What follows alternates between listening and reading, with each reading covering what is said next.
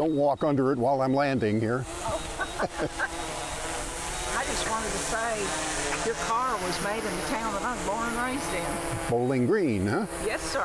Well, yes, sir. my daughter and nephew stopped at the museum up there, but I've driven by it a zillion times, not in the Corvette, but I've always intended to stop, so we may get that in at some point. Very nice, very nice.